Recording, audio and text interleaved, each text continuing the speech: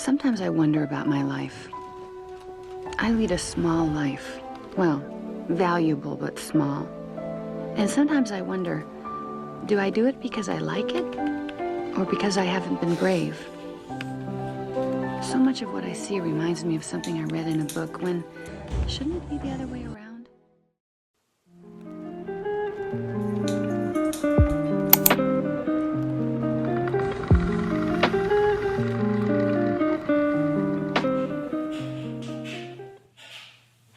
Jummah mubarak, about to head out for Jummah. I'm wearing this black abaya. I got my BCBG bag that I showed you guys in my last vlog. Today is a super stacked, productive day. I just came back from the gym. I got a workout this morning in. And in general, this weekend is going to be very busy. But I'm excited to start the weekend off right. I showed you guys this necklace in a recent vlog. It's from Tahib. It's their custom nameplate necklace.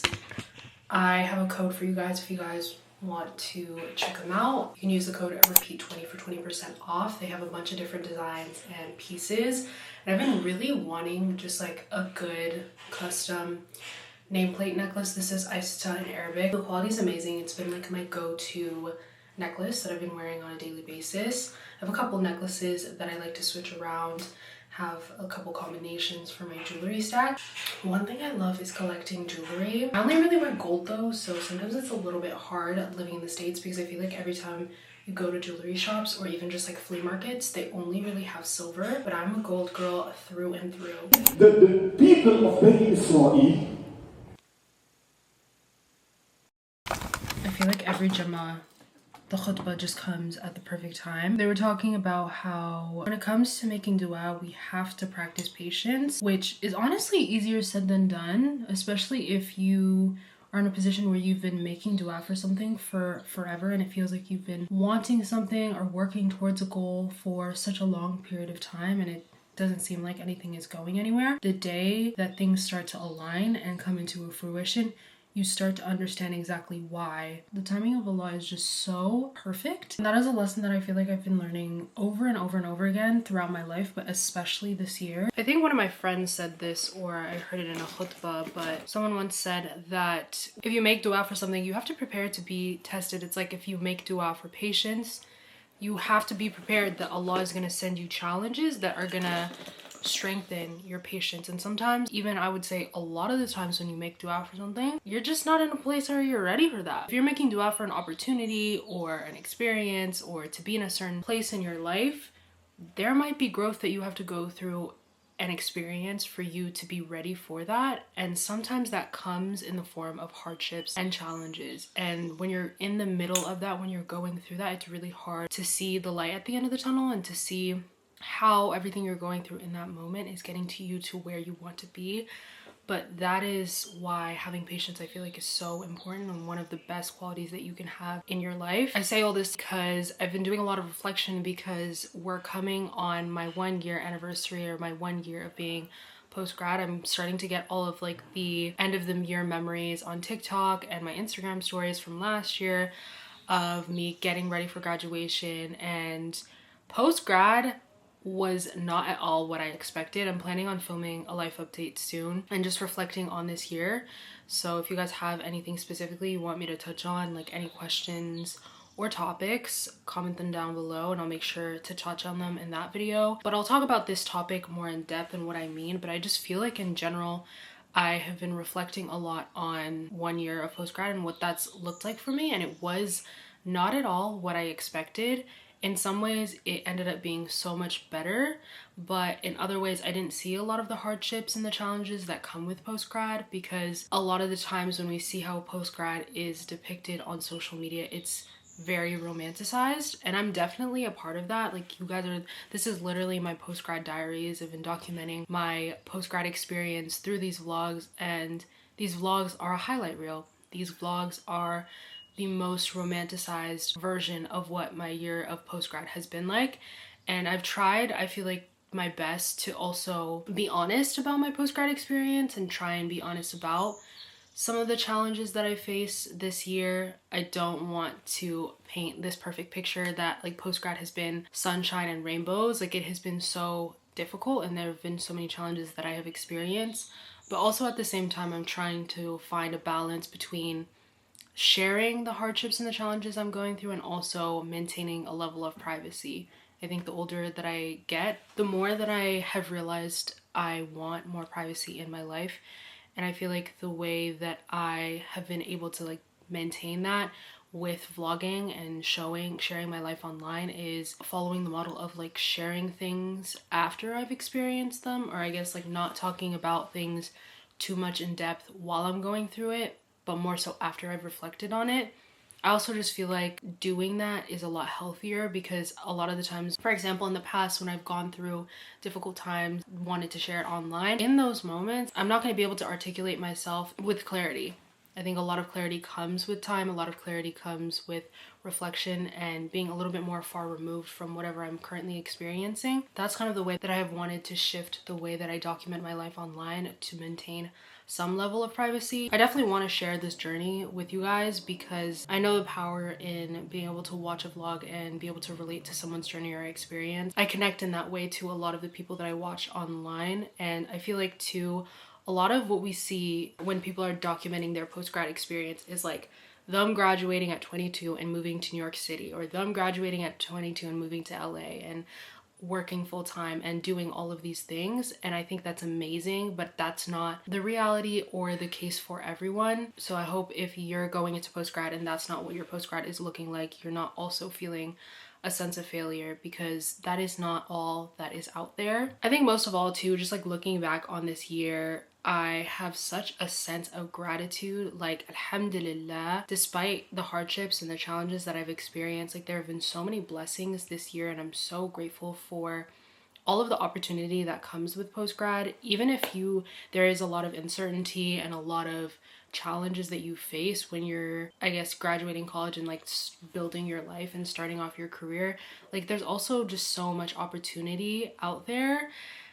You just have to open your mind to it. So congrats, because I know this is grad season and I know people are starting to graduate soon and are facing a difficult time, especially with the job market and everything. This is gonna be such an exciting chapter of your life, even if things are up in the air and you don't exactly know where you're headed off. I did not expect that to be such a long chat, but I am about to head out. I'm going to study at a cafe in Laguna, and then my friend and I are going to see Sinners. I have no idea what this movie is about. I just know everyone's been watching it and Michael B. Jordan's in it. I think it's horror. I have no idea. But when she texted me, I was honestly down. I feel like I haven't been to the movies in a minute, so that'll be a fun little break after. I saw this coffee shop on TikTok that I want to check out called Bear Coast Coffee. Their matcha looks really good. I'm just honestly worried about the parking because that's the only thing, and I already know the traffic in Laguna is going to be insane, but it's like a very gloomy, overcast day. It's going to be really pretty.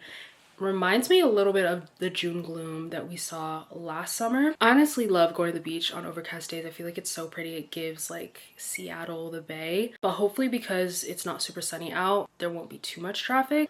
We'll see. I'm also gonna bring my current read. I've been reading Homefront by Kristen Hanna.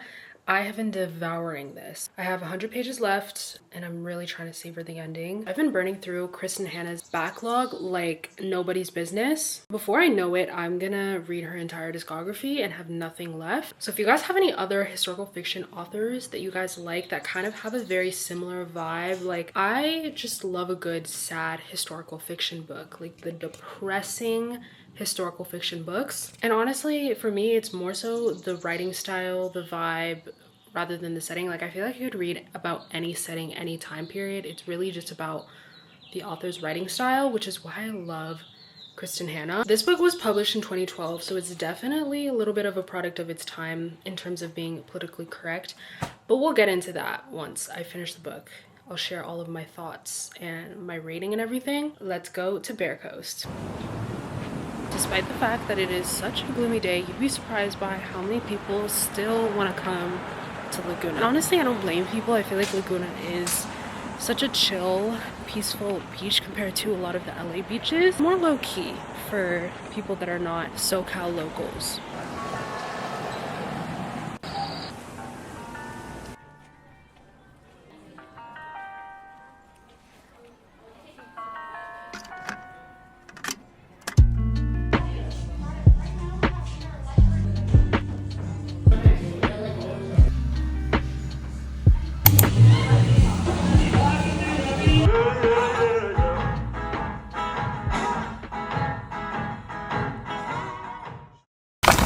When I tell you guys, Sinners was excellent.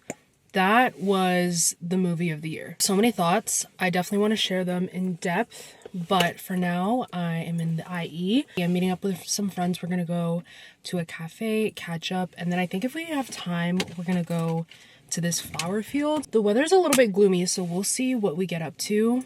But I found this flower field that looks gorgeous on TikTok. And I'd love to check it out if we have time. The name for this should be your cosmo. Yeah. And then you just leave it like that and then have to Make give the it to garnish them. on top too.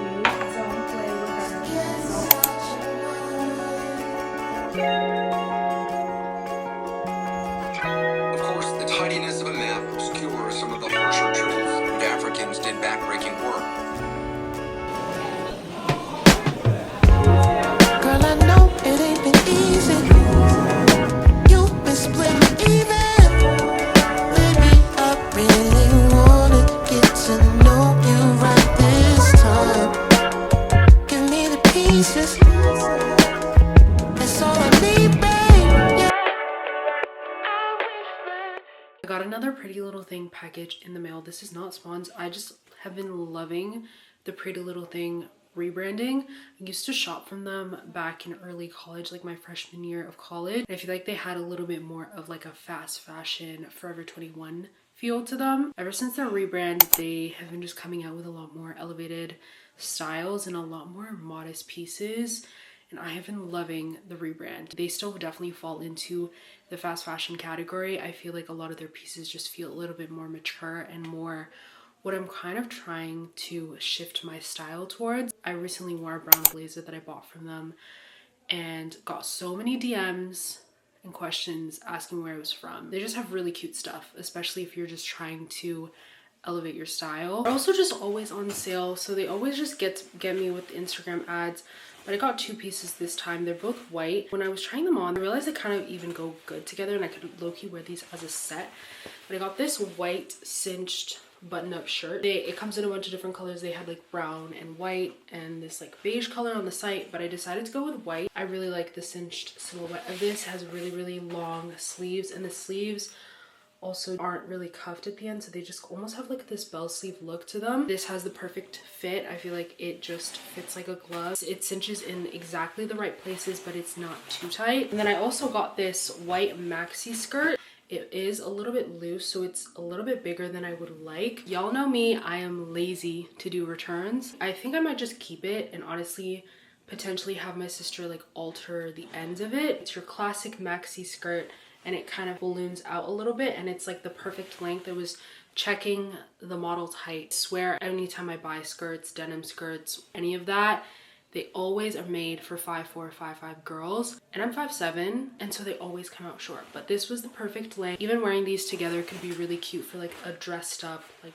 brunch vibe. I'm really excited. I feel like these are really good staple pieces. I've been slowly trying to transition my wardrobe a little bit. I've been really trying to start with a little bit more of those like staple pieces. I really do feel like if you want to make a change in your wardrobe, gradually doing it is the way to go. You don't want to go out and buy like a whole new wardrobe super fast without a lot of thought and intention behind it. A lot of the times that leads to wastage. You're going to spend so much money all at once, and the pieces are not going to be really all that well thought out. But I've been definitely trying to just think more about my personal style and what that kind of looks like, and just be more intentional, intuitive while I'm shopping. It's definitely hard because I think especially just being online and seeing all the ads and everything, that can be such a big distraction, and it's almost hard to even tell what you like versus what is just currently trending at the moment. But I feel like places like Pinterest really help because I can really just visualize things, and seeing it on someone helps me to visualize if that's actually a piece or a style that really does reflect my personal style, or if it's more just of a trend thing. It is such a nice day in the OC, and all I want to do is spend time outside. I think we're about to enter a heat wave this weekend, but I gotta lock in, so I'm gonna go to the library and get some work done. My friend and I just tried to have lunch at Boil and Bake, and turns out they close early. It's like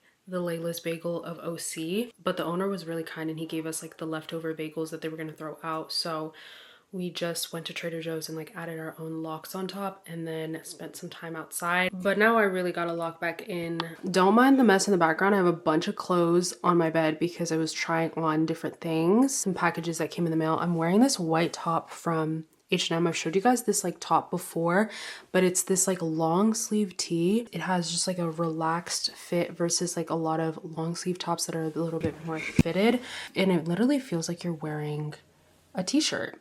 I paired it with these slacks. These have been my favorite slacks. I talked about them in my last vlog. I've been really loving it. Or to die.